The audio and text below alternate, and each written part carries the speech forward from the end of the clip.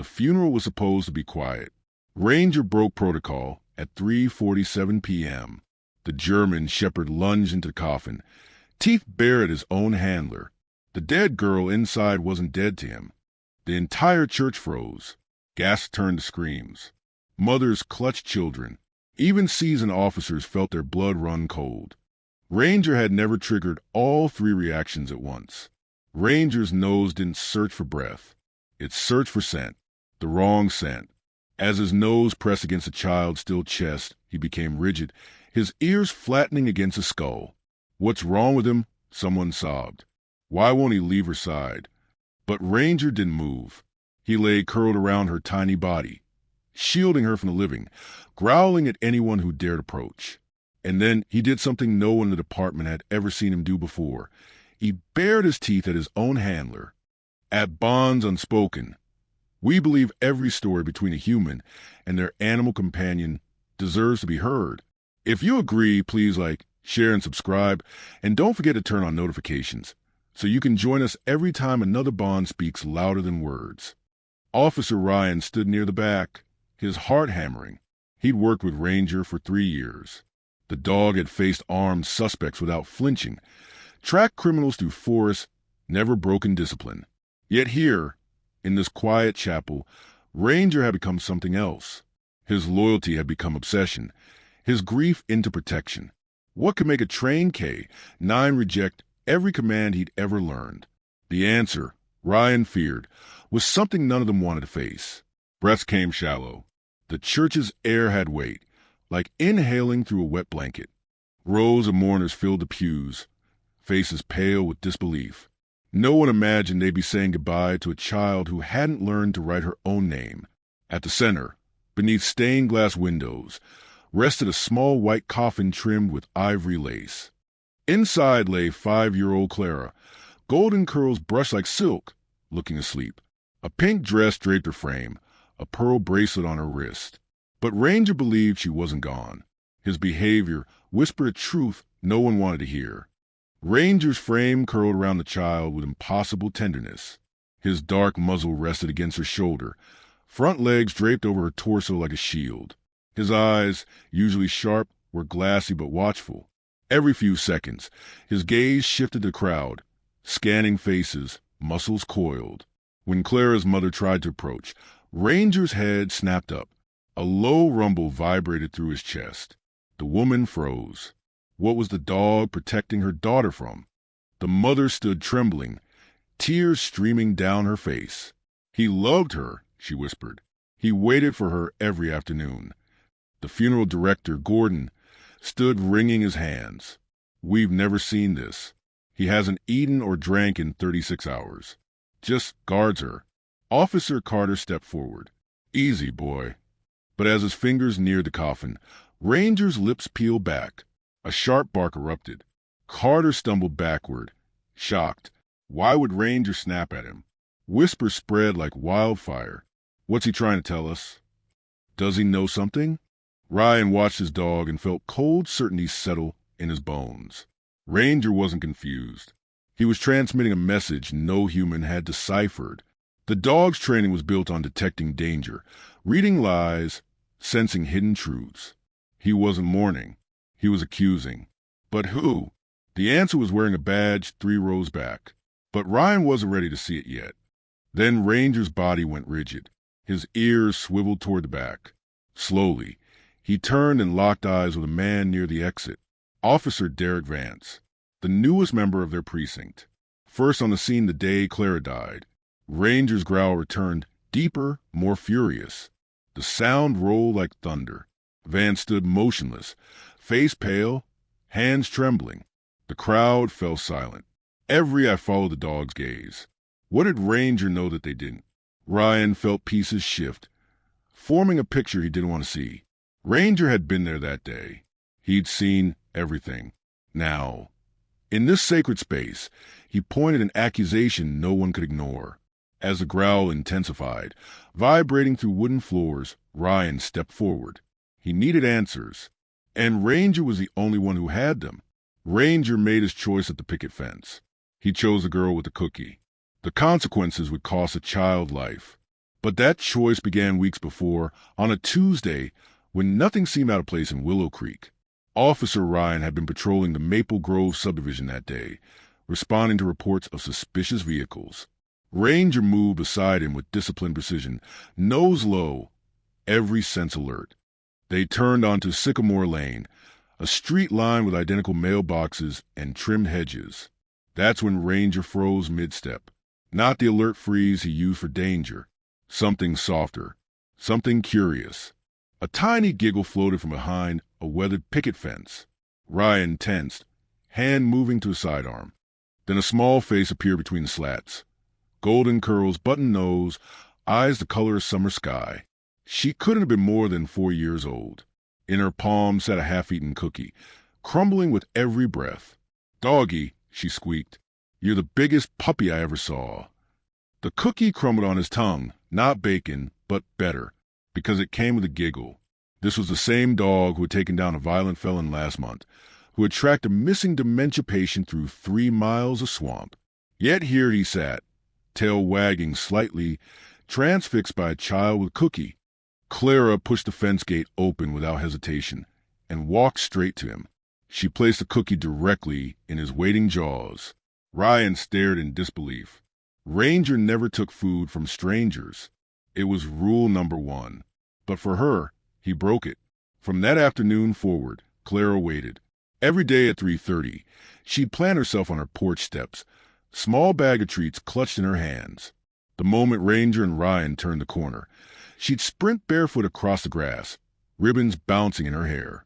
Ranger would abandon his disciplined trot and break into a canter, meeting her halfway. What had changed in a dog trained for duty?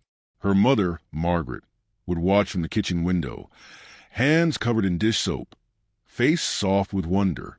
"She's never like this," she confessed to Ryan one afternoon. "With other kids, she hides behind my legs.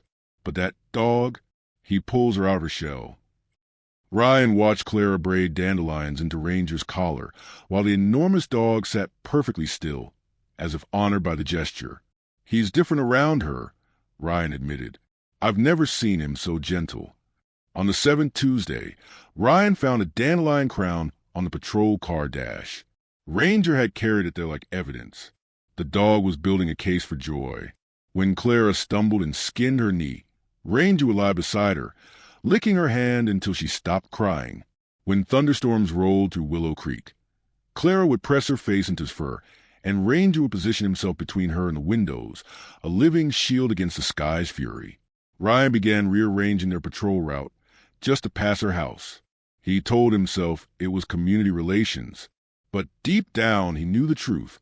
Ranger needed to see her as much as she needed to see him. When Ryan said fine, Ranger found her first. When he said heel, Ranger's eyes were already on Clara's window. One afternoon in late summer, Clara brought something new, a small stuffed bear, patched and worn. "This is Benny," she announced.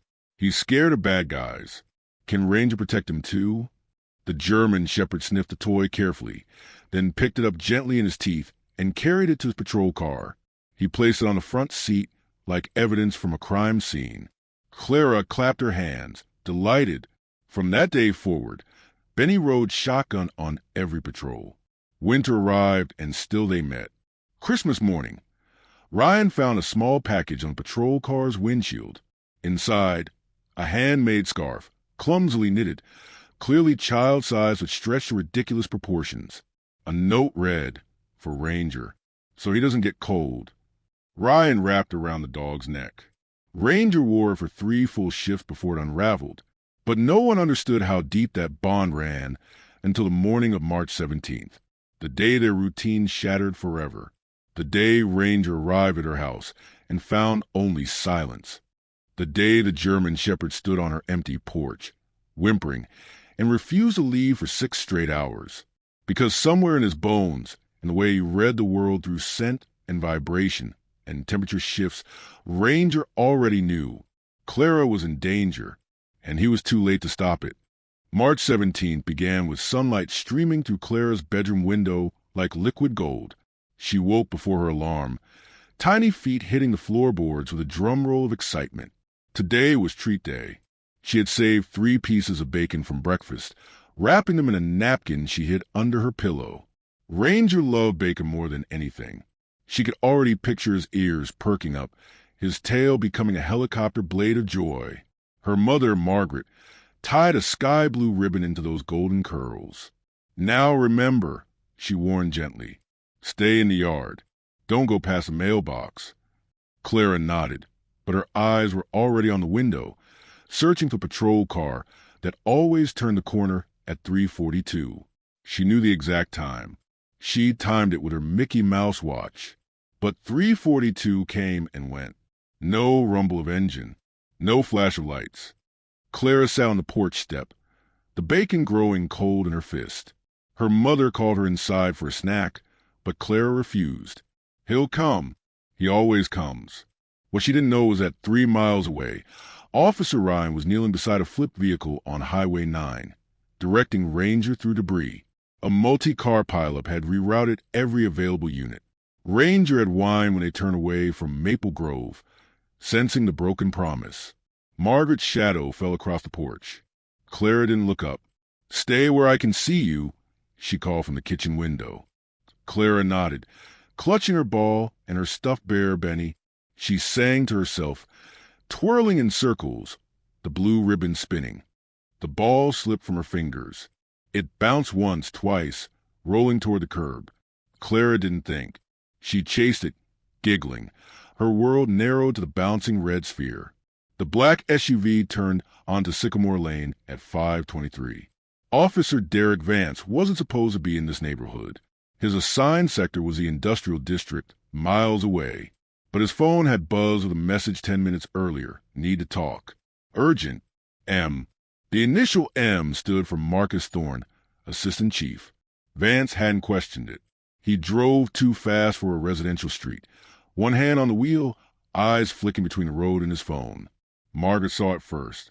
Her scream tore through the afternoon air like fabric ripping. "Clara." The little girl looked up, blue ribbon tangled in her eyelashes, just as the SUV's tires screeched. The phone hit the floorboard screen first. Clara's small face reflected in the cracked glass for a split second before the impact. He jerked the wheel hard. The vehicle swerved, but not away. Toward. The front bumper struck Clara's tiny frame with a sound Ryan would later describe as a sack of flour hitting concrete. She flew several feet, landing limp on the asphalt. The ball rolled into a storm drain. Benny the bear lay face down beside her. Vance stumbled from the SUV, his face the color of old milk.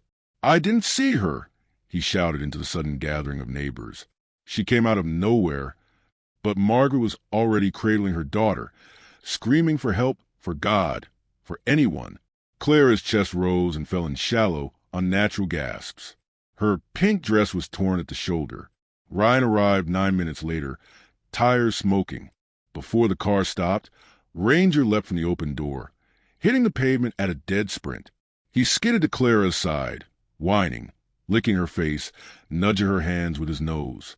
When she didn't respond, he did something Ryan had never heard. A howl erupted from deep in his chest, raw and broken. It wasn't the alert bark. It wasn't the pursuit call. It was grief-given sound, carrying across the neighborhood and making grown men stop in their tracks. Paramedics pushed Ranger aside, but he refused to leave. He circled the gurney as they loaded Clara, barking sharp commands at them, as if telling them to hurry, to be careful, to fix her. Ryan had to physically restrain him, wrapping his arms around the 90-pound dog as the ambulance screamed away. Ranger's muscles trembled beneath Ryan's hands, every fiber screaming to follow. At the hospital, Vance gave his statement. She ran into the street. "I tried to stop. My dash cam must have malfunctioned when I hit the brakes." His hands shook as he signed the report. The official narrative formed quickly. Witness statements were inconsistent. Some said Clara chased the ball. Others claimed she darted suddenly. The chief medical examiner, Dr. Elena Voss, performed a rushed autopsy. Blunt force trauma. Accidental death. The case closed within 18 hours. But why did Thorne sign the report before the coroner finished? But Ryan couldn't shake the feeling that something was fractured in Vance's story.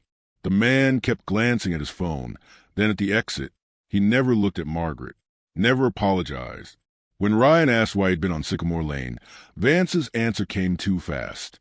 Shortcut to the station. But the station was north. Sycamore Lane led west, deeper into residential.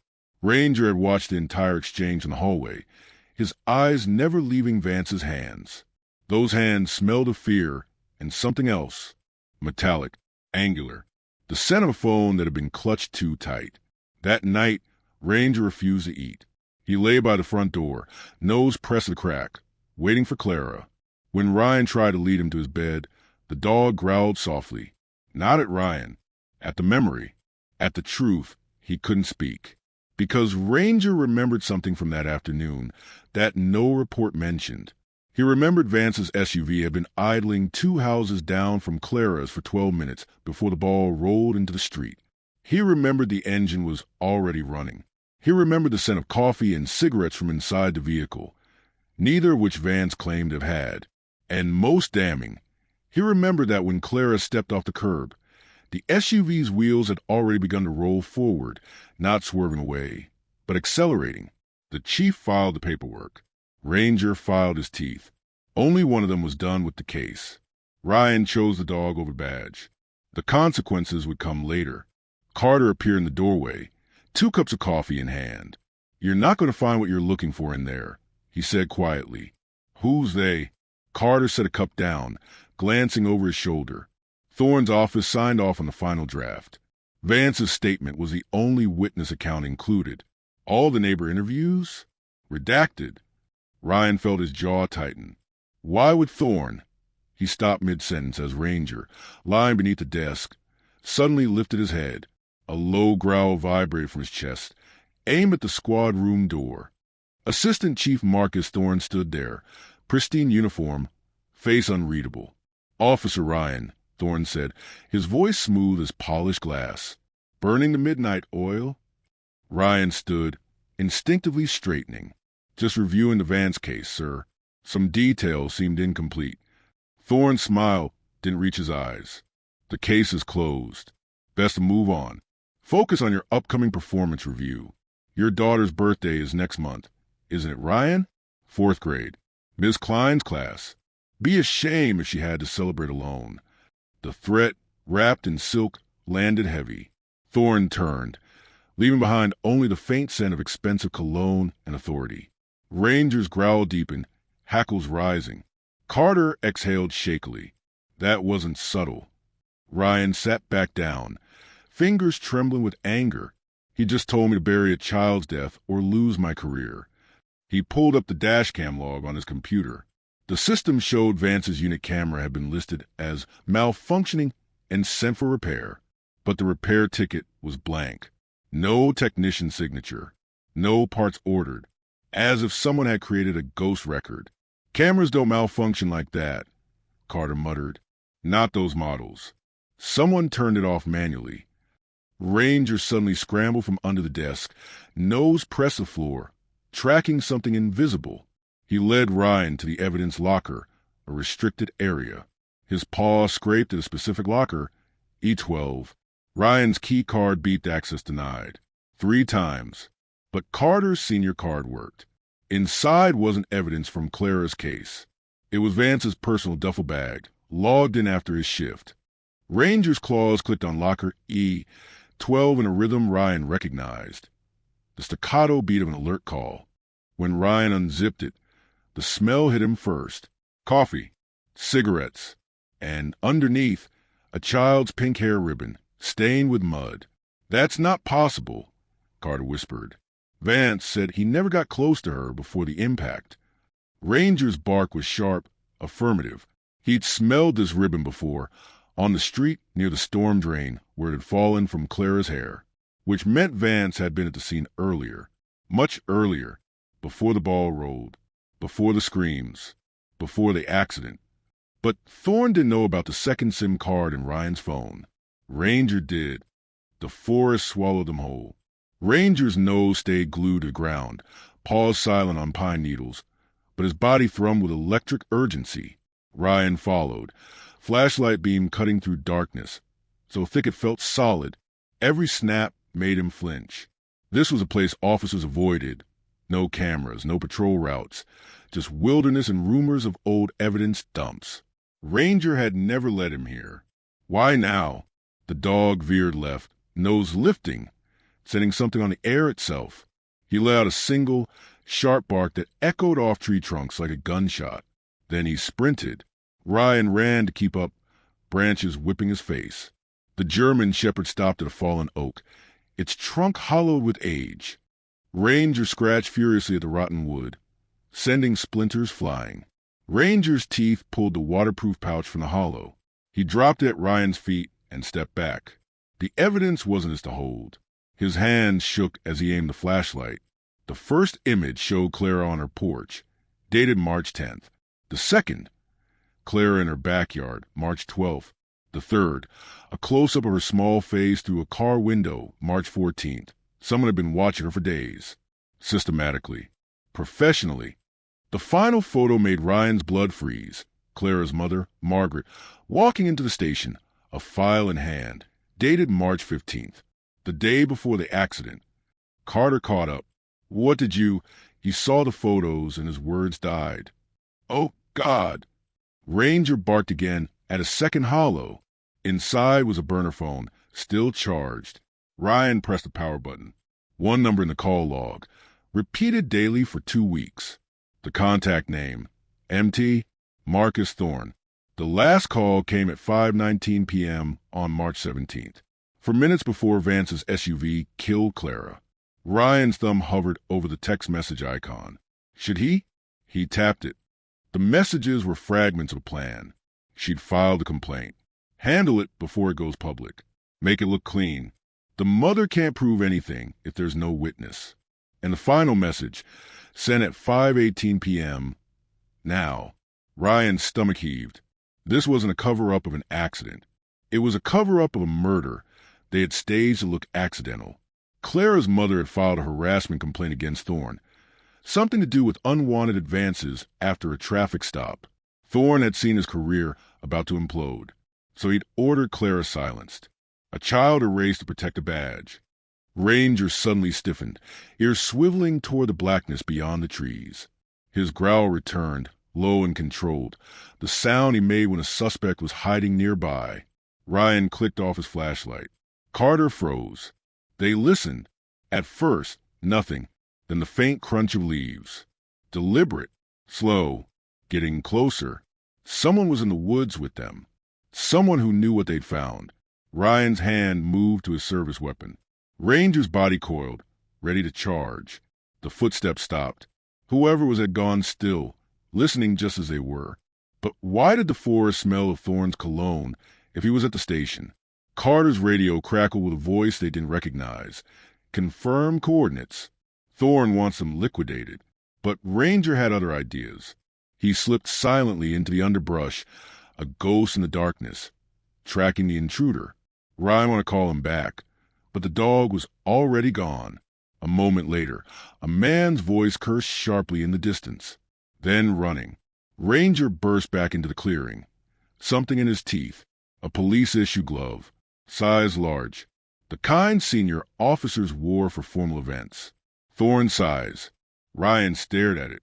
The assistant chief had been there, watching them dig, ready to intervene. How long had he been tailing them? Ryan's hand shook as he locked the glove box. Ranger licked his knuckles once. The taste of fear was familiar. Carter called it in, not to dispatch, but to a friend in internal affairs. We need protection, he said. Evidence. Now. But as he hung up, his phone buzzed with a new text. Unknown number. Stop digging, Carter. Your daughter's school. Let's out at 3:15. Carter's face drained of color. They weren't just being warned. They were being threatened. Ryan looked at Ranger, who stood alert in the back seat, eyes fixed on the road ahead. The dog had known they were walking into a war. He'd been trying to tell them since the funeral. Ryan started the engine, but Ranger barked sharply, pawing at the window. He wanted to go back into the woods. We can't, buddy, Ryan said. Not without backup. But Ranger's insistence was unprecedented. He scratched the glass, so hard Ryan feared he'd break it. Finally, Ryan gave in. Fine. Show me. They returned to the tree, and Ranger led them past it, deeper into the forest than Ryan had ever been. The terrain sloped downward into a shallow ravine. At the bottom, half buried under leaves, was a metal lockbox, rusted but intact. Ranger dug at the lock. Inside, Ryan found Vance's original incident report, the one he'd written before Thorne made him change it. The first line read, "Subject was stationary when vehicle accelerated." The report was signed, dated, and had Thorne's initials at the bottom. MT, file for immediate archival. Ryan photographed everything. His phone battery blinked red. As he took the final shot, the screen flickered. A new message appeared, not from Carter's phone, but from Ryan's own number. "Impossible. You're out of time. The department doesn't need heroes. It needs loyalty." Ryan's throat went dry. They had hacked his phone. They knew everything. He looked at Ranger, whose eyes gleamed with fierce determination. The dog wasn't afraid. He was ready. Because Ranger understood something Ryan was just now grasping. This wasn't about finding justice anymore. It was about surviving long enough to expose the truth. The IA building was dark at 7:14 a.m. It shouldn't have been. That was the first lie of the day. The evidence pouch sat between them. Photos, burner phone, glove, lockbox documents. Each piece of bullet aimed at Marcus Thorne's career. Ranger rode in the back, his eyes fixed on the road ahead, his body vibrating with a low, constant hum of vigilance. "We'll be safe there," Carter kept saying, knuckles white on the dash. "IA is independent. They have to act." Ryan wasn't so sure. Thorne's threat about Carter's daughter still glowed on their phones like a brand. They skidded into the IA parking lot. The building stood dark. Not a single light in the windows. Ryan's stomach dropped. "They don't open until 8, Carter offered weakly. But Ranger was already barking, sharp and insistent, pawing at the car door. They let him out. He sprinted straight to the main entrance, nose pressed to the glass, then recoiled as if burned. He looked back at Ryan, whimpering. Something was wrong inside. Ryan tried the door. Unlocked. The lobby was empty. Not quiet. Empty. Desks cleared. Computers gone. Coffee machine cold and dry. A sign hung crooked on the reception desk. Office relocated. No forwarding address. Carter's phone buzzed. A text from his IA contact. Timestamp 6:48 a.m. Don't come here. Office cleared out 30 minutes ago. Orders from Thorne's office. Emergency budget cut. Emergency budget cut? At 6:18 a.m., Ryan felt the walls closing in. They had no safe harbor. Every door they'd knocked on had not only closed, it had vanished. Ranger suddenly spun, hackles erupting, a growl ripping from his chest that made the empty lobby echo. He stared at their patrol car through the glass doors. His message was clear, get out. Now. They ran. Ranger reached the car first, circling it frantically, snapping at the air near the rear bumper. Ryan dropped to his knees, flashlight in hand, scanning the undercarriage. There, the device smelled of gunpowder and cheap aftershave, the scent of Thorne's cleaning crew. Red LED numbers counted down, 157, 156. Ryan's training kicked in. Improvised explosive, pressure trigger, probably motion sensitive. Back! He screamed at Carter. Get back! They sprinted toward the IA building, Ranger keeping pace. The explosion hit like a fist from God. The patrol car lifted, fireball blooming, metal raining down on asphalt. The shock wave knocked them flat. When Ryan looked up, their vehicle was a burning skeleton. Carter's ears rang. He couldn't hear his own voice screaming, "They tried to kill us!" But Ryan heard him, and Ranger heard him. The German shepherd stood between them in the flames, for singed, eyes wild. He wasn't scared. He was enraged. Someone had just tried to erase his handler, his partner, and the truth. Ryan's phone buzzed again. Unknown number. A photo message. He opened it. The image showed his own house, his wife watering the garden, time-stamped 10 minutes ago. The message read, "Next time, she won't hear it coming." Ryan's blood turned to ice. They'd been watching his family. Thorne wasn't just covering up a murder. He was hunting them. Ryan looked at the burning car, then at Ranger. "We can't go back to the department." Ranger's bark was agreement. They were rogue. Ranger nudged Ryan's leg, then began moving, not away from danger, but toward it. He led them along the building's side to a storm drain grate. He pawed at it, whining. Ryan pried it open with his bare hands. The space inside was tight, dark, but would hide them from aerial view from passing patrols. They crawled in, pulling the grate shut behind them. The stench of stagnant water and rot made Carter gag. Ranger didn't flinch. He stood guard at the entrance, listening. Above, sirens wailed. Fire department responding to the explosion.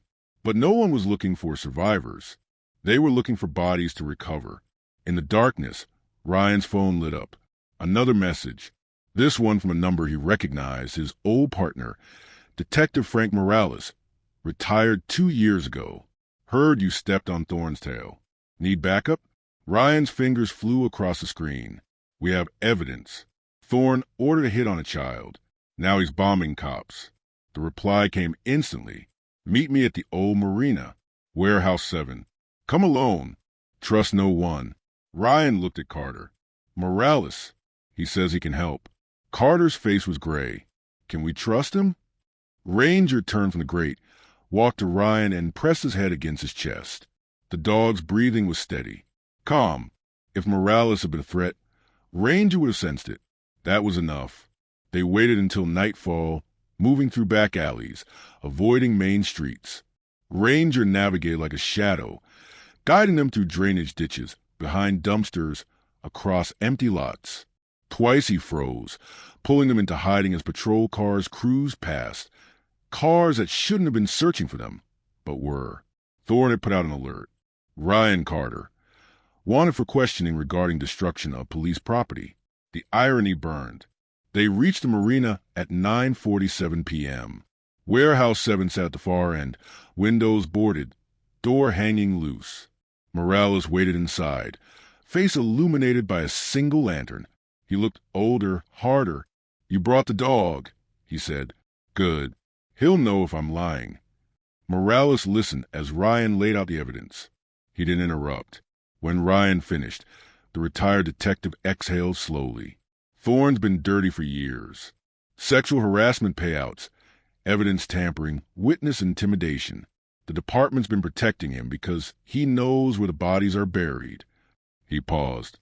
"Literally, in some cases." Ranger had been sniffing around the warehouse, nose to the concrete floor. Now he stopped at a metal cabinet, growling softly. Morales' eyes widened. "That cabinet's been locked since I bought this place." Ryan kicked the lock. Inside were surveillance logs. For the past 6 months, Thorne had been using department resources to stalk multiple women. Clara's mother was just the latest. The first had been a 19-year-old intern. She disappeared 6 weeks ago. Her name was on a missing persons report Morales had been privately investigating. The last page of the log showed a photo of the intern's car, parked at the Willow Creek Reservoir. Ranger barked once, sharp, demanding. He ran to the warehouse door, looked back at Ryan, then into the darkness outside. He'd caught a scent, not from the cabinet, from the present. Someone had followed them. Someone was watching the warehouse right now. Morales reached for his own weapon, an old revolver. Thorne's got a team. Off-the-books contractors. Ex-military. They clean his messes. Ryan's heart hammered. They were trapped. The marina had one road in, one road out. And Ranger's growl was growing louder, more focused. He wasn't tracking a threat. He was tracking a predator who had just entered the building. The metal door to Warehouse 7 creaked open an inch. No one had touched it. The wind couldn't push that much weight. Ranger's growl dropped to a frequency that seemed to make the lantern flicker. He didn't bark. That was worse. It meant the threat was close enough to see. Ryan flattened against the wall, weapon drawn, heart hammering against his ribs. Carter and Morales mirrored him, forming a defensive triangle. The door creaked again. A booted foot stepped into the lantern's edge. Black, tactical gear. No face visible behind night vision goggles. The assassin had arrived. Ranger didn't wait for commands. He launched like a missile, 90 pounds of muscle and fury hitting the intruder's center mass. The man crashed backward, his rifle clattering across concrete. But he was trained. Merrick hit concrete. The knife cleared leather. Ranger's jaws closed on wrist, not throat. Bone crunched. The assassin screamed a high, animal sound. Morales kicked the rifle away. Carter moved to cuff him. Ranger released a wrist and went for the man's ankle, yanking him back as he tried to crawl. In 30 seconds, the killer was neutralized. But Ranger stood over him, blood on his muzzle, chest heaving, eyes daring him to move again. This wasn't police training. This was primal protection. They zip-tied his wrists and ankles. Ryan ripped off the night vision goggles. Merrick was nobody he'd seen at the precinct. Clean-shaven, military haircut, blank eyes. "Who sent you?" Ryan hissed. Merrick's prosthetic clicked against the ground. "Thorne said you'd be smart. He didn't say you'd be alive." Ranger's growl made him flinch. "Thorne's cleaning house," Morales said, voice grim. "This is what he does." Ryan searched Merrick's pockets. A burner phone. One text message, sent 5 minutes ago. Confirm elimination. The reply, proceed. Thorne had ordered their deaths like a man ordering coffee. They left Merrick bound in the warehouse, taking his weapons and phone. The blade spun, catching lantern light like a disco ball. Then it stuck point first in the wooden floor, quivering. Morales gave him keys to his old fishing boat. "The reservoir," he said. "If my hunch is right, you'll find more than water out there." Ranger led the way again, this time to Marina's dock. The boat smelled of bait and rust, but the engine coughed to life. They chugged across black water under a moonless sky. Ranger stood at the bow, nose into the wind, his fur rippling. He'd found his scent, justice. When they reached the center of the reservoir, he began whining, pawing at the water, not at the surface, at what was beneath. Ryan stripped to his undershirt and dove. The cold hit like a sledgehammer, stealing his breath. He swam down, eyes open in murky darkness, until his hand brushed something smooth and metallic, a car bumper. He surfaced, gasping. "There's a vehicle down here." Carter tossed him a rope.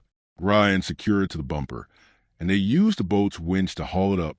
Water poured from the windows as the sedan breached the surface. The license plate was still readable. Morales' missing intern, Sarah Chun, had owned a silver Honda. This was it. Ranger barked sharply, not at the car, but at the shoreline. Headlights appeared on the ridge. 3 sets. Moving fast. Thorne's cleanup crew had tracked them to the reservoir. They had minutes, maybe seconds. Ryan smashed the Honda's passenger window with the butt of Merrick's rifle. Inside, floating in the flooded compartment, was Sarah's purse. Her phone was still inside, sealed in a waterproof case. Ryan grabbed it. The last text she'd received, from an unknown number. "Meet me at the station. We can sort this out." MT the timestamp. 10:47 p.m., 6 weeks ago. The exact time she'd vanished. Proof Thorne had lured her. Proof he'd killed to hide his harassment. Proof this was a pattern. Ranger jumped into the Honda's back seat, nose pressed to the carpet. He barked once, then emerged with something in his teeth. A small button. A police uniform button. Engraved with initials. MT Thorne had been inside this car. He'd killed Sarah Chun and driven her into the reservoir himself. The dog had just found the evidence that would bury him. "Time to go," Ryan said. They cut the winch rope, letting the Honda sink again. Morales' boat wasn't fast, but it was quiet. They drifted into a narrow cove, hidden by overhanging willows. On shore, flashlights swept the water. One beam passed inches from the boat's bow. Ranger lay flat, not moving, not breathing loud. He understood stealth better than most soldiers. After an eternity, the flashlights retreated. Car door slammed. Engines faded. They were gone. For now. Sarah's phone was still clutched in Ryan's frozen hand. He powered it on. The lock screen showed her face. Dark hair, bright smile. Not much older than Clara. He swiped up. No passcode needed. She'd been in a hurry. The Photos app opened. The most recent video was time-stamped 10:43 p.m. from minutes before Thorne's text. Ryan pressed play. Sarah sat in her car, speaking in a frantic whisper. "If you're seeing this, Thorne killed me. He said he'd ruin my family if I filed a complaint. I told him I already did." He smiled, said accidents happen to people who don't listen. The video ended. The screen went black. Ranger pressed his cold nose against Ryan's neck, a gentle reminder they were still alive. Carter stared at the phone. "We have it. We have everything." But Ryan knew better. Evidence didn't matter if you were dead before you could present it. They needed a place to regroup, a place Thorne wouldn't look. Ryan's mind raced. The funeral home. Clara's viewing was still ongoing. Thorne wouldn't suspect them of hiding there. It was too public, too emotional, too sacred. But sacred might be the only armor they had left. They beached the boat 2 miles downshore and trekked through woods back to town. Dawn was breaking as they reached Willow Creek Funeral Home. Ryan's uniform was torn and filthy, but he straightened it as best he could. They walked through the front doors like mourners, heads down. Clara's mother, Margaret, stood by the coffin, eyes hollow. She looked at Ryan, then at Ranger, then at the phone in his hand. "You found something," she whispered. It wasn't a question. Ryan nodded. "Something that will bring him down." Margaret's tears fell silently. "Make him pay for my baby." Ranger climbed into the coffin beside Clara again, but this time he didn't growl at the room. He growled at the world outside, the world that had tried to take her, the world they were about to fight. The reservoir was a graveyard. Morales' hunch came with a key to a boat that smelled of bait and rust. Ranger led them to water's edge, nose already finding what waited below. The boat's engine coughed to life. They chugged across black water under a moonless sky. Ranger stood at the bow, for rippling nostrils flared. He'd found Sarah's scent. It was underwater. Ryan stripped to his undershirt and dove. The cold hit like a sledgehammer, stealing his breath. He swam down, eyes open in murky darkness, until his hand brushed something smooth and metallic, a car bumper. He surfaced, gasping. "There's a vehicle down here." Carter tossed him a rope. Ryan secured it to the bumper, and they used the boat's winch to haul it up. Water poured from the windows as the sedan breached the surface. The license plate was still readable. Morales' missing intern, Sarah Chun, had owned a silver Honda. This was it. Ranger barked sharply, not at the car, but at the shoreline. Headlights appeared on the ridge. 3 sets, moving fast. Thorne's cleanup crew had tracked them to the reservoir. They had minutes, maybe seconds. Ryan smashed the Honda's passenger window with the butt of Merrick's rifle. Inside, floating in the flooded compartment, was Sarah's purse. Her phone was still inside, sealed in a waterproof case. Ryan grabbed it. The last text she'd received from an unknown number. "Meet me at the station. We can sort this out." MT the timestamp. 10:47 p.m., 6 weeks ago. The exact time she'd vanished. Proof Thorne had lured her. Proof he'd killed to hide his harassment. Proof this was a pattern. Ranger jumped into the Honda's backseat, nose pressed the carpet. He barked once, then emerged with something in his teeth. A small button. A police uniform button, engraved with initials. MT Thorne had been inside this car. He'd killed Sarah Chun and driven her into the reservoir himself. The dog had just found the evidence that would bury him. "Time to go," Ryan said. But Ranger's growl said, "Not yet. There's more." They cut the winch rope, letting the Honda sink again. Morales' boat wasn't fast, but it was quiet. They drifted into a narrow cove, hidden by overhanging willows. On shore, flashlights swept the water. One beam passed inches from the boat's bow. Ranger lay flat, not moving, not breathing loud. He understood stealth better than most soldiers. After an eternity, the flashlights retreated. Car doors slammed. Engines faded. They were gone. For now. Sarah's phone was still clutched in Ryan's frozen hand. He powered it on. The lock screen showed her face. Dark hair, bright smile, not much older than Clara. He swiped up. No passcode needed. She'd been in a hurry. The Photos app opened.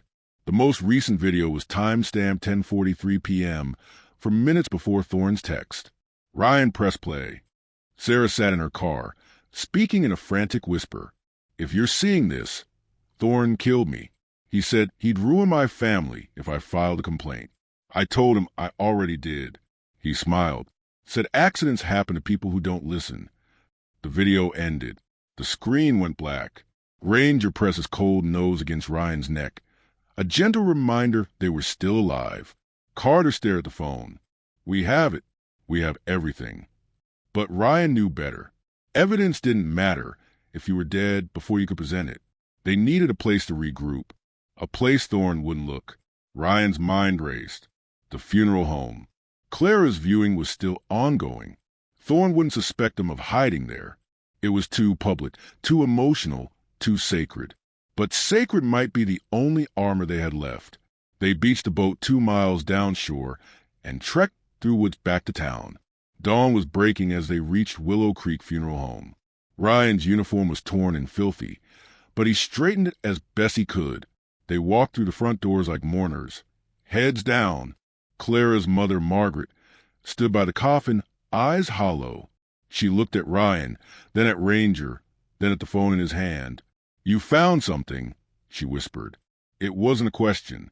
But why did the funeral director's eyes flicker with recognition when he saw their filthy uniforms? Ryan nodded. "Something that will bring him down." Margaret's tears fell silently. "Make him pay for my baby." Ranger climbed into the coffin beside Clara again, but this time he didn't growl at the room. He growled at the world outside. The world that had tried to take her. The world they were about to fight. The hospital's 5th floor felt like a cage with windows. Ranger watched the SUVs disgorge their men, 8 of them, moving with military precision, establishing a perimeter. They weren't storming the building. Yet, Thorne was smart. He'd wait for cover of a routine security incident. Then they'd move. "We need to go," Carter said. But Ryan pointed to the elevators. Both descended from the top floor, stopping at 3, Thorne's office floor. He was coming down. They were out of time, out of exits, out of luck. Except Ranger had already left the window. He stood at a service door marked morgue access, authorized personnel only. His nose pressed the gap beneath it, tail wagging once. A way out. Ranger led. They followed. The tunnel smelled of antiseptic and old death. The door at the end smelled of corn and survival. Fluorescent lights hummed. The smell of antiseptic and death coated everything. Ranger moved confidently, navigating turns without hesitation. He'd been here before with someone else. The realization hit Ryan. Ranger had tracked a body here once. A body moved off books. Thorne's previous problem. The tunnel led to a sub-basement, then a loading dock for medical waste. The door was locked from outside, but Ranger had found a release lever, a metal bar at dog height, designed for hands-free operation. He lifted it with his nose. The door cracked open onto an alley. They emerged behind the hospital, 3 blocks from the main entrance. The SUVs were visible, but the men faced the building, not the alley. They'd bought minutes, maybe an hour. Ryan's phone buzzed. Thorne's voice crackled. "Give me the girl." Ryan's thumb hovered over the call button. Ranger's growl made the choice for him. He hung up. The message read, "You can't hide a dead girl forever. Bring her out, or I bring the building down." He meant it. The man who bombed a police car wouldn't hesitate to burn a hospital.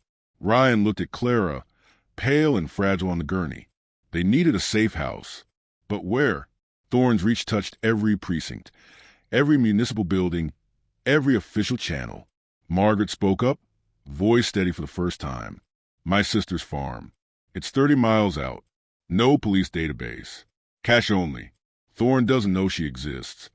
Ranger was already positioning himself beside the gurney, ready to run. They loaded everything into a maintenance van left idling near the dumpster. Keys still in the ignition, a gift from a universe that owed them one. Ryan drove. No headlights for the first mile. Ranger rode shotgun, eyes on a rearview mirror that didn't exist, sensing pursuit through vibrations only he could feel. The highway was dark, empty. They made the 30 miles in 26 minutes. The farm was a silhouette against rolling hills, a single light in the kitchen window. Margaret's sister, Beth, didn't ask questions. She saw Clara, saw Ranger, saw Ryan's bloodshot eyes, and simply said, "The back bedroom's made up. I'll stand watch." Clara was settled into a real bed for the first time since the accident. Ranger lay beside her, pressing his weight against her legs, protective.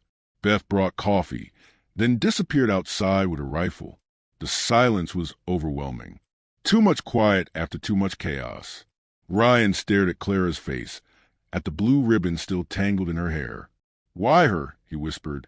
"Why a child?" Carter answered from the doorway, voice hollow. She was leverage. Margaret filed a complaint. Thorne wanted her to withdraw it. Killing Clara was a message. "I can take everything." Margaret heard this, choked back a sob, but didn't break. She stroked Clara's forehead. "My baby was braver than all of us." She smiled at that monster's dog every day, not knowing the man behind the badge wanted her dead. Ranger's head lifted. His nose twitched. Not at the room, at the medical equipment. The portable oxygen tank, the 4-drip, the heart monitor. He stood, walked to the monitor, and sniffed. Then he growled.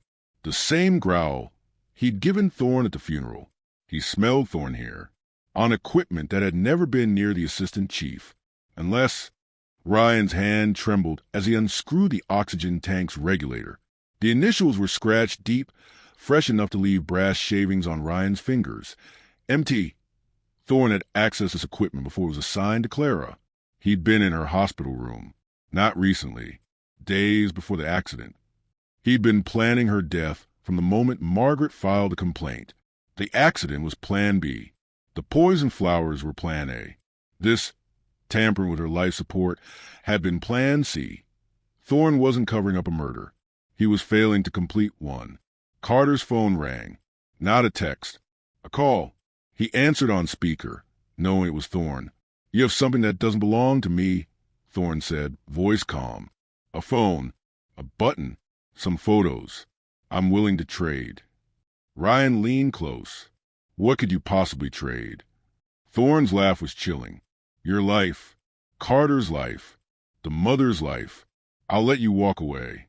Just give me the girl." He paused. "She's dead anyway. You're just delaying the inevitable." Ranger's growl filled the room, drowning out Thorne's voice. The dog stood between Clara and the phone, teeth bare at the speaker, as if Thorne could climb through it.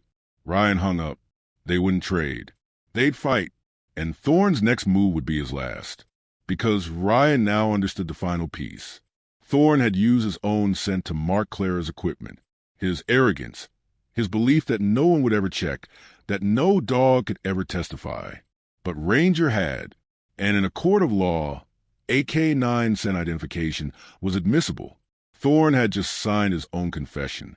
The problem was Thorne still had an army, and they were 30 miles from help in a farmhouse with one rifle and a dog. The night was long. The night was quiet, but dawn would bring a storm, and Ranger would be ready.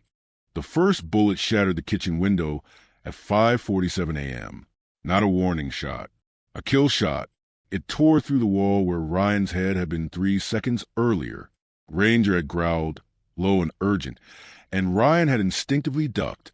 Now glass rained down on Clara's bed, but Ranger was already moving, grabbing the blanket with his teeth, dragging her sideways onto the floor. Margaret screamed, but Beth moved like a soldier, grabbing the forestand, pulling Clara under the bed frame. "They don't want witnesses," Beth shouted over the gunfire. "They want erasure." Another bullet punched through the door jamb. The farm was surrounded. Carter counted shadows through a slit in the curtains. 6, maybe 7 figures in the tree line, all armed, all waiting for the order to rush the house. "We can't hold them," he yelled. "We need to run." But run where? The fields were open. The road was covered. They were a fox in a trap. Ranger barked once, sharp, insistent. He was at the back door, pawing at the latch. Ryan understood. The dog wasn't finding a way out. He was making one. Ryan kicked the door open and Ranger bolted into the pre-dawn gray, not toward the fields, but along the farmhouse wall, hugging it tight. He was using the building as cover, keeping them in the blind spot between windows. "Follow the dog," Ryan ordered. They moved in a crouch, half carrying Clara on the gurney, Beth covering the rear with her rifle. Ranger led them to a drainage culvert beneath the driveway, too small for humans, but he'd already pawed the grating loose. Underneath, a maintenance tunnel ran 50 yards to the cornfield. Ryan never questioned how Ranger knew it was there. The dogs simply knew things about the world that humans had forgotten. They crawled through darkness, Clara's gurney scraping mud, the sound of their breathing amplified in the tight space. Behind them, the farmhouse erupted in gunfire as Thorne's men breached the front door. They'd find it empty, and they'd follow. The tunnel opened into the cornfield, stalks towering 8 feet high, a green maze. Ranger navigated without hesitation, weaving left, then right, then left again. He was following a scent trail, his own, from previous runs. He'd been mapping escape routes since they'd arrived. The dog had known this moment would come. They burst from the cornfield into a clearing Ryan didn't know existed. At its center stood a metal door set into the earth, like a storm cellar. But this was no farm storage. The door was reinforced steel, keypad entry, biometric scanner. Thorne's private bunker. Ranger had led them to his sanctum. Beth's rifle kept watch while Ryan and Carter worked the door. The lock was biometric. Whose fingerprint would it accept? Ranger solved it first. He sniffed the keypad, then lifted his leg and urinated on the corner of the metal frame. The ammonia in his urine reacted with the keypad circuitry, a trick Ryan had seen bomb squads use to short-circuit electronics. The display flickered, then went green. The lock clicked. Thorne's $1 million security, defeated by a dog's instinct. The bunker was a tomb, not of bodies, but of memories. Walls lined with shelves, each containing a single item in a clear case. A locket, a bracelet, a child's drawing, a lock of golden hair tied with a blue ribbon. Clara's hair, taken before the accident. Ranger snarled at the case, hackles up. He'd smelled this hair before, on the street near the storm drain, where it had fallen from Clara's hair. It was his signature. He took trophies. Ryan counted 12. Ranger recognized the smell in each one. The dog had been tracking this monster for years without knowing it. On a desk in the center sat a leather-bound journal. Carter opened it. Dates, names, methods. Thorne had documented everything. He hadn't just killed to hide his crimes. He'd killed to relive them. The bunker had a second room. They found Vance inside, gagged, bound to a chair, alive. His eyes were wild with terror. Thorne had brought him here to die after the accident went public.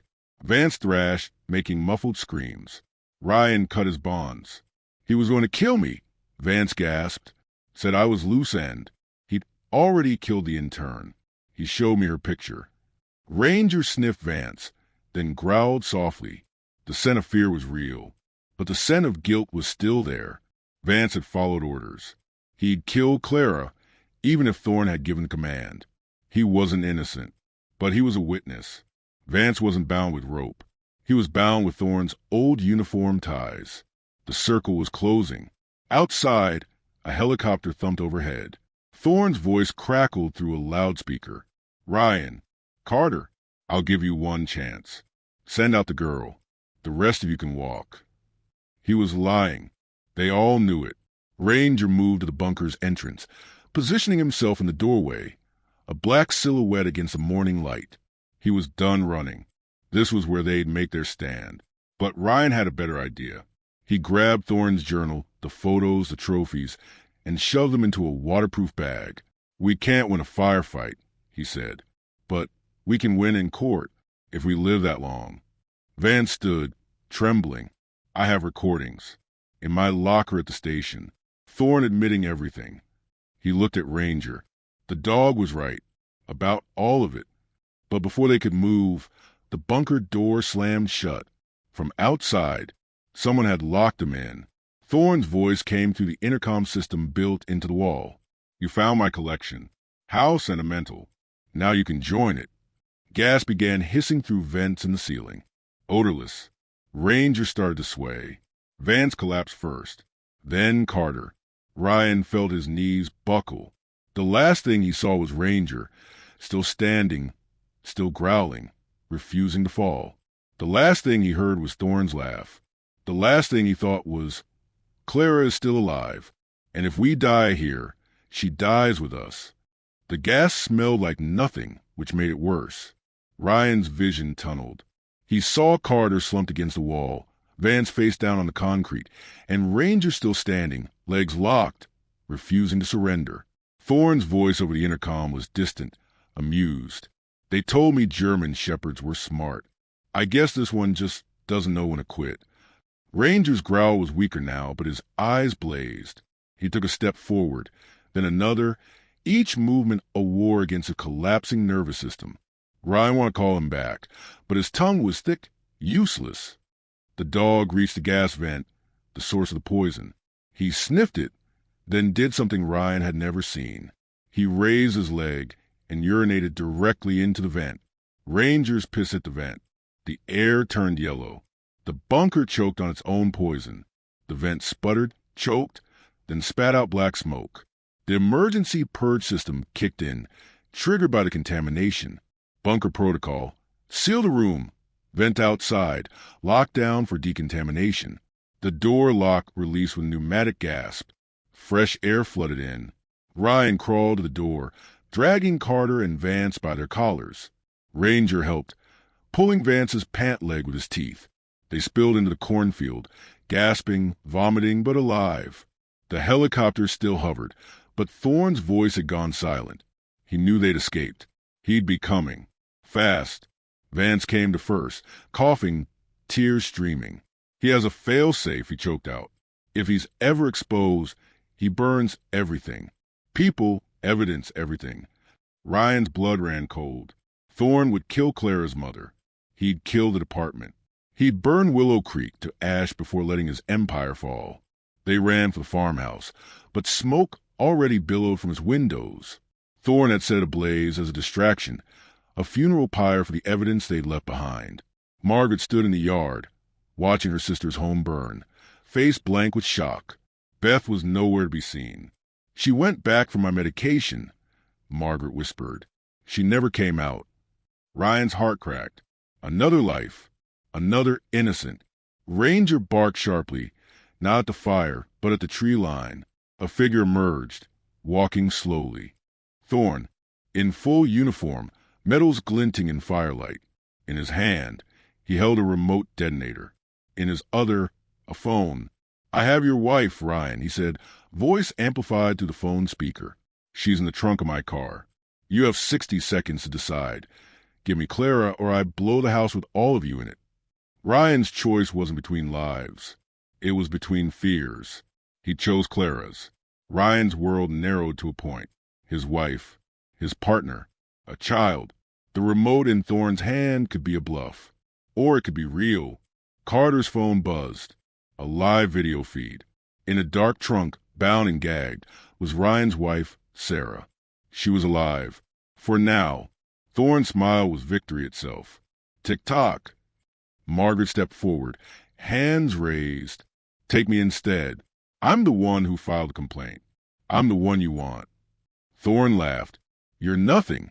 A bug I stepped on. I want the girl who survived. I want the loose end. Ranger moved between Thorne and Clara's gurney, teeth bared, but his legs still trembled from the gas. He was brave, but he was hurting. Ryan made a choice. He pulled the waterproof bag from his jacket and held it up, evidence first. You delete the video, let my wife go, then you get the girl. Thorne's eyes narrowed. He wasn't used to being negotiated with. He was used to being obeyed. Toss it here. Ryan threw the bag. It landed at Thorne's feet. He bent to pick it up, and in that split-second distraction, Ranger moved. Not toward Thorne, toward the car. The trunk. He'd smelled Ryan's wife the moment Thorne arrived. He'd known where she was. He darted behind Thorne, who was too focused on the bag to notice. With a single powerful leap, Ranger slammed his body into the car's rear quarter panel. The trunk latch popped. Old model. Faulty lock. Sarah spilled out, gasping. Ranger clamped down on her bindings, yanking the duct tape free with his teeth. Thorne spun, remote raised, but Carter fired a single shot. Not at Thorne. At the remote, it shattered in his hand. The house behind them was rigged to blow, but the trigger was dead. Thorne's face contorted into pure fury. "Kill them all," he screamed into his radio. But his men didn't move, because they'd heard the gunshot. They'd seen the remote destroyed. And they were police officers, not assassins. They hesitated. That hesitation was enough. Ranger charged Thorne, hitting him low, taking him to the ground. Ryan was on him in seconds, cuffs snapping around Thorne's wrists. The man who'd built an empire on silence was now silent himself, face pressed into the dirt. Sarah ran to Ryan, sobbing. Margaret ran to Clara. Beth emerged from the cornfield, singed but alive. She'd escaped through a root cellar. The helicopter landed. Men in tactical gear poured out, but not Thorne's. FBI. Morales had made one last call before the bunker, activating a federal investigation he'd been building for months. The cavalry had arrived, but it was Ranger who had won the day. Again, the dog stood over Thorne, not growling anymore, just watching, making sure the monster didn't move. Because Ranger had known from the beginning, some stories don't end with a badge. They end with teeth. Thorne sat in the interview room like a king in exile, uniform still pressed, medals still gleaming. He hadn't asked for a lawyer. He didn't think he needed one. "You can't prove intent," he told the FBI agent across the table. A child's word against the decorated officers? Please. He didn't know Clara was awake. He didn't know she was listening through the one-way mirror. Ranger stood on the other side, his reflection superimposed over Thorne's face, a ghost of justice waiting. The agent slid a photo across the table. Sarah Chen's car being winched from the reservoir. Thorne didn't flinch. Tragic accident. She drove into the water. The agent slid another photo, the uniform button from his jacket, found in Sarah's trunk. Thorne's jaw tightened, planted. Then the agent pressed play on a tablet. Vance's voice filled the room, broken, sobbing. "Thorne told me to hit the girl. He said it was the only way to save the department. He said he'd kill my family if I didn't." Vance's confession had taken 6 hours to record. He'd started with the day Clara died, but the FBI kept digging. They asked about Sarah Chan, about the other women in Thorne's journal, about the 12 trophy cases. Vance broke.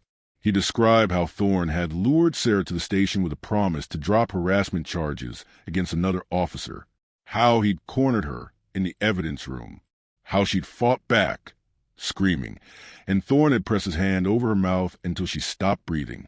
"Then he called me." Vance whispered into the microphone, "Told me to bring the SUV around back. We put her in the trunk. He drove it into the reservoir himself. Said nobody questions a missing girl if there's no body." The agents asked why he complied. Vance looked at his hands. "He had photos of my daughter from her school. He said accidents happen to little girls who don't have protection." Ranger, watching through glass, growled softly. He could smell the truth in Vance's sweat.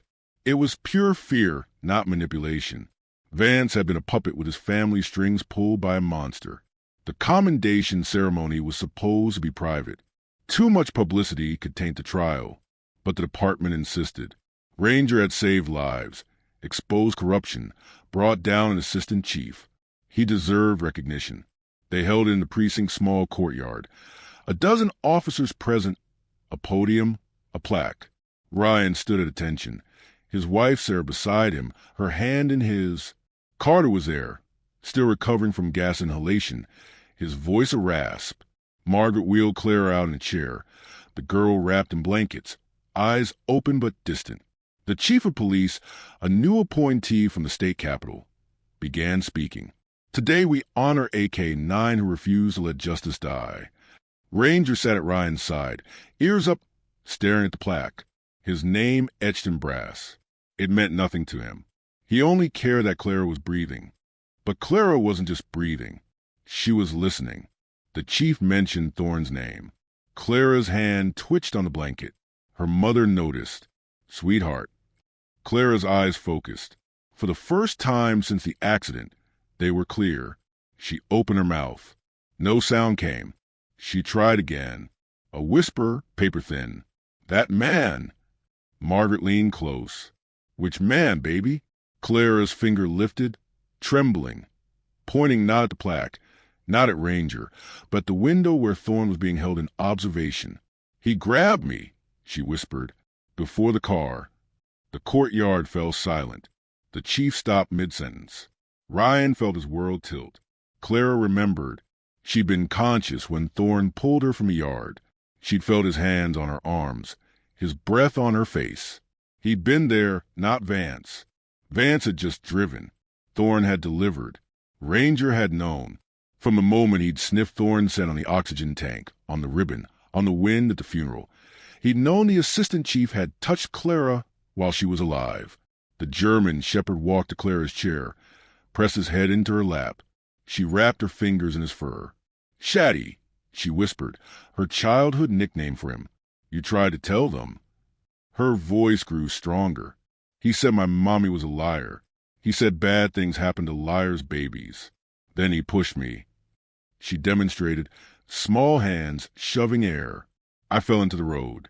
Then the black car came. She looked at Ryan. Shaddy barked at him at the funeral. He knew. The FBI agent who'd been interviewing Thorne rushed into the courtyard. "We need a formal statement. Now." Clara nodded, still stroking Ranger's ears. The agent set up a camera, the red light blinking. Clara spoke directly into it, describing Thorne's uniform, his badge number, the smell of his cologne. She described the way he'd smiled before he shoved her, how he'd said, "Tell your mommy this is what happens when you accuse your superiors." The agent asked how she remembered. Clara touched her head. "I was asleep for a long time, but I could still smell him. Shaddy stayed with me. He kept the smell away. When I woke up, the smell was gone, but I still remembered." She looked at Ranger. "He protected my memories." Thorne's trial was set for 3 months later. The evidence was overwhelming. The journal, the trophies, Vance's testimony, Sarah Chen's car, the photos, and now Clara's eyewitness identification. But the defense tried one last tactic. They claimed Ranger's behavior was unreliable, that a dog couldn't differentiate between scents with legal certainty. They brought an AK-9 expert from out of state, a man with a crisp suit and dismissive tone. He testified that Ranger's reactions were emotional, not evidential. The prosecutor smiled, then let the dog decide. The judge allowed it. They brought Thorne into the courtroom in civilian clothes. No scent markers. Then they brought in a lineup of 6 men in identical outfits. Ranger was let in on a neutral leash, handled by a stranger. He walked the line. 6 men. 1 ghost. He stopped at Thorne. Saturday. The courtroom inhaled. His growl was testimony. The courtroom erupted. The defense objected. But the moment was captured on video. It went viral. #Dog Testifies became the #1 hashtag worldwide. Thorne's defense crumbled. The jury took 2 hours to convict on all counts. 12 life sentences, no parole. The video was time-stamped 10:43 p.m. But the coroner put Sarah's time of death at 9:30. Who had she been talking to? The day after the verdict, Ryan and Sarah took Ranger to the park. No leash, no uniform, just a dog and his people. Clara was there, running barefoot, a new blue ribbon in her hair. Ranger trotted beside her, not as AK-9 but as a friend. As they walked, a man approached, clean-cut, wearing a suit. He knelt and scratched Ranger behind the ears. "I'm from the governor's office," he said. "We want to recommend Ranger for Civilian Medal of Honor. First animal ever to receive it." Ryan started to answer, but Ranger had already moved away, uninterested. He was chasing a ball Clara had thrown, his tail helicoptering, his ears flapping. He didn't need medals. He needed her laugh. That was his reward. Margaret found a drawing in Clara's backpack. Ranger, standing over a coffin. But the coffin was empty, and the dog was smiling. The governor's aide knelt. Ranger sniffed his hand. The man flinched. He smelled of Thorne's cologne. Old habits cling. Thorne had 1 card left to play. Ranger had already chewed it to pieces. The prison transport van held Marcus Thorne in a cage built for men who'd once commanded armies. He stared at his hands, now empty of remote detonators and leverage. His first night at Riverview Penitentiary, another inmate recognized him from a viral video, the one where Ranger pointed him out in the lineup. "You're the cop the dog busted," the man said, grinning through missing teeth. Thorne didn't answer. He learned quickly that a man who ordered hits on children had no allies, not even among killers. The guards turned a blind eye when his food was spat in, when his mattress was slashed, when someone poured cleaning fluid into his shoes. Justice wore many faces, some of them wearing prison jumpsuits. Vance's cooperation deal granted him 15 years instead of life. He testified for 3 straight weeks, naming names, mapping networks, detailing how Thorne's cleaning crew had eliminated 6 whistleblowers before Clara. The FBI traced the crew to a private security firm owned by Thorne's brother-in-law. 12 arrests in 3 states. The firm dissolved overnight. Vance's final testimony described how Thorne kept his trophies, lockets, ribbons, drawings, in his bunker like a serial killer curating his legacy. He said they were reminders, Vance whispered, reminders that no one could touch him. The jury watched Ranger's courtroom video 12 times. Each time, the German shepherd sat in front of Thorne. Each time, the growl was the same. The defense couldn't explain it. The prosecution didn't need to. The Willow Creek Police Department underwent a purge. Internal affairs was dissolved and rebuilt from scratch.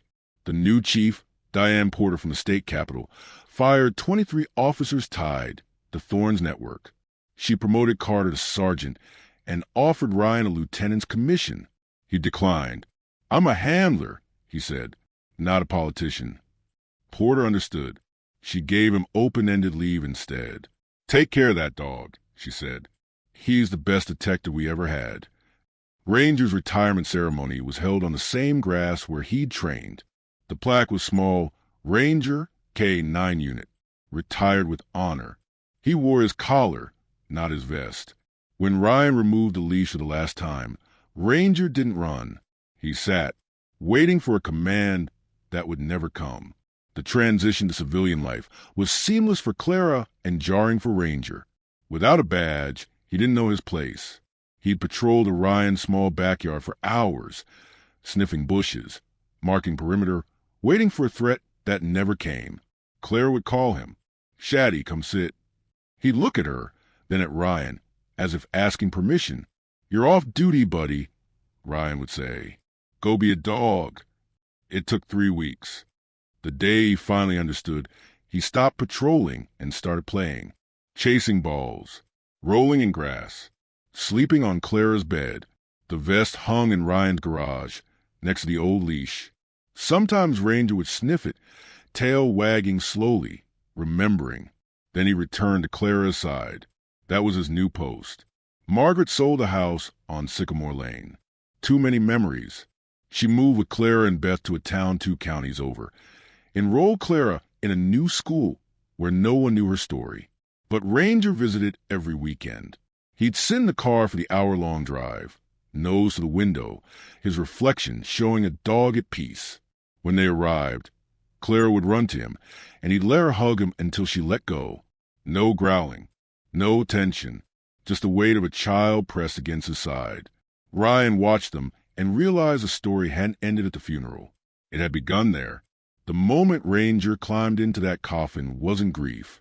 It was a promise. I won't let them bury the truth. One afternoon, 6 months after the trial, Ryan received a package.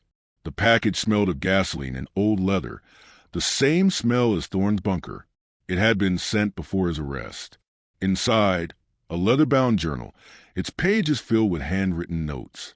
The first entry dated back 5 years. "If they ever find this, I'm already dead." It was Thorne's private ledger, the one he'd kept in his bunker. But this was the original, not the copy. The final entry, written the day before Clara's accident. The Miller bitch filed her complaint. Time to remind her what happens to mothers who don't protect their young. Ryan's hands shook as he read the details. Thorne had planned to take Clara from school, stage a kidnapping, blame Margaret's negligence. When that fell through, he'd settle for the SUV. The journal was a confession, a gift from someone inside Thorne's circle who'd finally grown a conscience, or from someone who didn't want Thorne getting out on appeal. Ryan didn't care. He added it to the evidence locker. The case was airtight now, unbreakable. At the farm, Clara was learning to ride horses. Ranger ran alongside her, nipping at the horse's heels if it went too fast, herding it if it strayed. He'd become a livestock guardian, a playmate, a shadow. The horse didn't mind. It trusted the dog. Margaret told Ryan she'd found a therapist for Clara who specialized in trauma. She draws pictures now, Margaret said. Lots of them. All of Ranger. She showed Ryan one, a stick-figure dog with giant teeth, standing over a small girl in a coffin. The caption in childish scrawl, "Shaddy saved me from a bad man." Ryan folded it carefully and put it in his wallet. It was the only commendation Ranger needed. The department called. Ranger ignored the phone. He was busy teaching Scout how to send a butterfly without killing it. Ryan had to physically block him. "You're done, buddy. Someone else's turn." Ranger had dropped the leash and walked away, tail low for the first time since retirement. That night, he slept in Clara's room instead of his own bed. He'd chosen his side. And it wasn't a badge anymore. It was a girl. 1 year later, they unveiled a statue in Willow Creek's town square. Ranger in bronze, sitting beside a small girl with golden curls. Clara placed a ribbon around bronze Ranger's neck. The real Ranger licked her tears. Salt and relief tasted like victory. The crowd applauded. It wasn't a funeral anymore. It was a resurrection. The call came at 6:14 a.m. Carter's voice was flat, disbelieving. They let him walk. Ryan sat up in bed, Sarah stirring beside him. Who? But he already knew. Merrick, the warehouse guy. Ryan's blood turned cold. Why? Carter's laugh was bitter. The judge asked one question. Was Ranger still a police dog when he found the bunker? Ryan's answer sealed the appeal. Merrick, the man Ranger had maimed, was free, and he had one hand, a prosthetic hook, and a grudge sharpened by 6 months in prison. Merrick didn't go home. He went straight to Riverview Penitentiary, used his one phone call, and spoke to Thorne for exactly 90 seconds. Thorne's voice was calm. Finish what you started. The girl's memory is the last loose end. Merrick wasn't doing this for Thorne. He was doing it for himself, for the hand he'd lost, for the humiliation of being taken down by an animal. He tracked Clara's new school easily. Thorne's lawyer had slipped him the location. It was a small charter school in Greenwood, 40 miles from Willow Creek. Clara went there because it had no police connections. It was supposed to be safe. Ranger knew before anyone else. He'd been sleeping on the porch when his head snapped up, his nose twitched, testing the wind. The scent was faint but unmistakable. Metallic, sweat, old blood, and beneath it, the chemical smell of a prosthetic limb. He'd tasted that hand once. He remembered. He didn't bark. He moved. Inside, he nudged Ryan's bedroom door open, then Sarah's. He stood in the hallway, a silent alarm. Sarah woke first, saw his posture, and shook Ryan awake. Something's wrong. Ryan reached for his phone. It rang. Carter again. Merrick's out. And Ryan? His GPS tracker just showed him heading toward Greenwood. The school day had started normal. Clara sat by the window, drawing a picture of Ranger with crayons. The bell rang for recess. She walked to the playground, her backpack bright yellow. She didn't see the maintenance van pull into the service entrance. She didn't see the man with the hook climb out, but she felt it, the way the air changed, the way the hairs on her neck stood up. She'd felt it once before, on Sycamore Lane. She stopped walking, turned, and saw him. He was 50 yards away, near the jungle gym, but his eyes were on her. She knew those eyes. Ranger was already running. Ryan had driven, but the dog had jumped from a moving car 2 blocks away. He navigated back alleys, through a drainage ditch, under a fence. He reached the school grounds as Merrick began moving toward Clara. The other children were playing tag. Clara stood frozen. Merrick's hook glinted in the sun. He was close enough to grab her. Ranger cleared a playground fence in one leap, hitting the asphalt between them. His growl wasn't loud. It was low, vibrating. Merrick stopped mid-stride. The man looked at the dog, at the missing teeth marks on his prosthetic, and smiled. Come on then. Let's finish it. Merrick had planned for this. He pulled a device from his pocket, small, black, with a single red button. Pressure trigger, he said. I release this button, and the playground becomes a crater. My hand's already been taken. What do I have to lose? His thumb twitched. Ranger's eyes followed the movement. The device wasn't a bomb. The scent was wrong. Plastic, not C4. Battery, not detonator. It was a bluff. But Clara didn't know that. She saw the button, saw the hook, saw the man who'd haunted her nightmares. She screamed. Teachers turned. Merrick's smile vanished. He lunged for her. Hook raised, not a grab, but to strike. Ranger moved faster. He hit Merrick's wrist, the prosthetic one, clamping down where metal met flesh. The device fell. Merrick's real hand pulled a knife. He slashed downward, aiming for Ranger's neck. The blade caught fur, scraped skin, but missed the artery. Ranger twisted, yanking the prosthetic clean off. Merrick stumbled, screaming. Teachers were running now. Clara was on the ground, curled small. The knife rose again. This time it was aimed at her. Ranger saw it. He was 10 feet away. The blade was 2 feet from Clara's back. He lunged, not at Merrick, but at the knife. His jaws closed on the blade itself. He shook his head, wrenching it away. But Merrick had one last move. He threw himself forward, his remaining hand wrapping around Clara's throat. Ryan arrived at the school gate, weapon drawn, just in time to see his daughter's face turn purple. "Let her go," he screamed. Merrick looked up, grinning. Trade. The girl for the dog. His thumb hovered over the fallen device. It might have been a bluff, but Clara was real. She was gasping. Ranger looked at Ryan, then at Clara, then at Merrick. The decision was his. He'd always made the hard choices. He released the knife, stepped back, and sat, offering himself. Merrick's eyes widened. He hadn't expected surrender. He loosened his grip just enough. Clara drew a breath, and with that breath, she screamed a name. Shaddy. It was a word that had saved her before. Ranger didn't attack.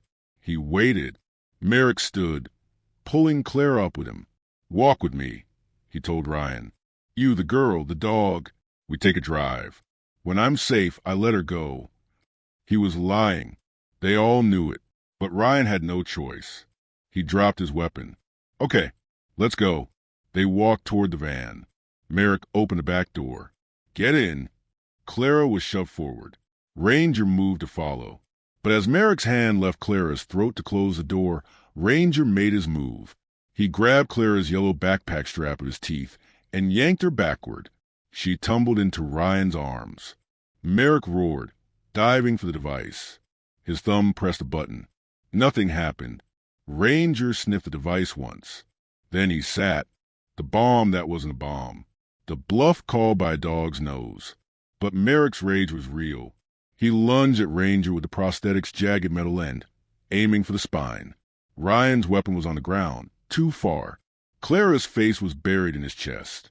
The teachers were still 50 yards away. It was just Ranger and the man who'd tried to kill her twice. The prosthetic hook flashed downward, aimed at Ranger's spine. Ryan was too far. Clara's scream was still raw. But Ranger had already made his calculation. He didn't dodge. He reared up, meeting the hook with his chest. The metal pierced fur, scraped rib, but missed heart. The pain was explosive, but pain was just information. Ranger used it.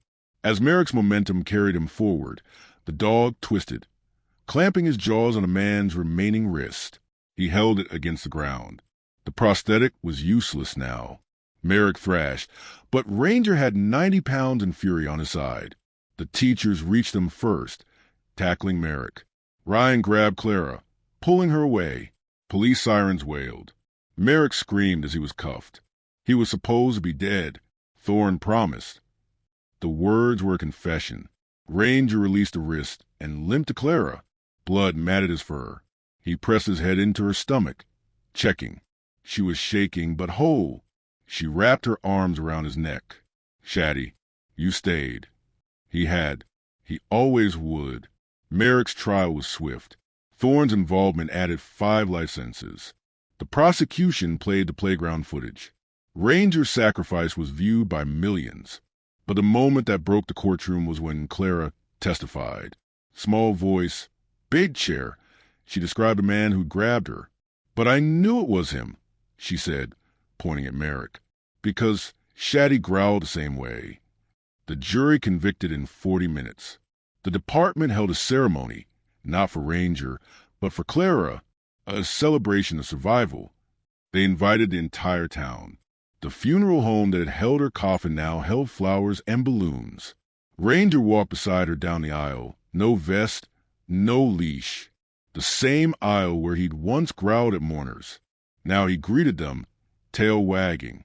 Clara stopped at the spot where her coffin had rested. She knelt, placed a single blue ribbon on the floor. "For the girl who was scared," she said. "I'm not scared anymore."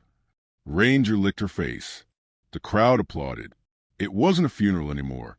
It was a resurrection. Ryan officially adopted Clara. They moved to a house with a bigger yard. Ranger had his own bed, but he slept in Clara's room. Every night, she whispered a story to him. He listened, head on his paws. He'd stopped being a police dog. He'd become a guardian in the oldest sense. One afternoon, Clara was 10, tall, confident. Ranger was 9, gray around the muzzle, slower on the stairs, but his eyes were sharp. He'd save her one last time, not from a killer, but from a bee sting. He'd sniffed the flower before she could pick it, growled softly, and she'd backed away. "You still know things," she said. He did. He always would. The final tribute came unexpectedly. The governor's office called. They wanted to erect a bronze statue, Ranger in his vest, sitting beside a small girl with golden curls. Ryan took Clara to see the clay model. She ran her fingers over the metal form of her own face. "He doesn't look sad," she said.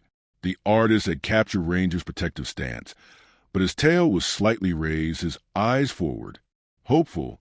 "He's waiting for me," Clara said, "like he always did." The statue was unveiled on the anniversary of the day she'd woken up. Ryan stood at the back, Sarah's hand in his, watching Clara place a fresh blue ribbon around the statue's neck. Ranger sat beside her, real and solid, not bronze. He looked at the crowd, at the cameras, at the world that had tried to bury his girl. Then he looked at Clara, smiled up at him.